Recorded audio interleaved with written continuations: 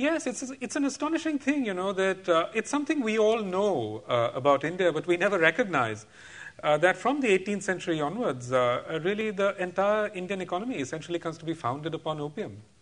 Opium formed 1/5 of the British colonial government's revenues. Basically, without opium, the British couldn't have run the Raj. And this was something they recognized as early as the 1780s, when Warren Hastings first started sending opium to China.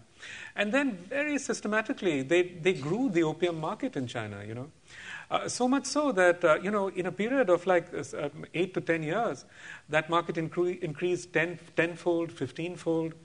And of course, the acreage of opium in India increased commensurately, So especially in this region between, say, Benares and Patna, suddenly you have this kind of enormous expansion of opium growing.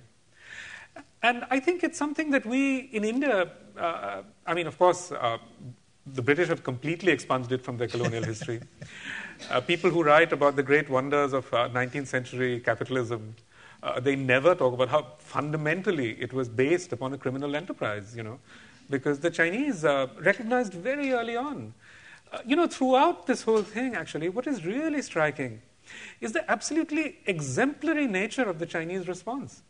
As early as the 1730s, the Chinese emperor recognizes that opium is an extremely dangerous drug. They're the first society in human history to be faced with mass addiction. He bans opium.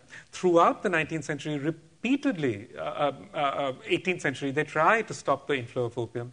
Finally, when the British and American efforts at smuggling really overwhelmed their customs and overwhelmed their borders, they actually completely ban it. And that's when the British go to war against them, essentially to force opium upon them. Yeah.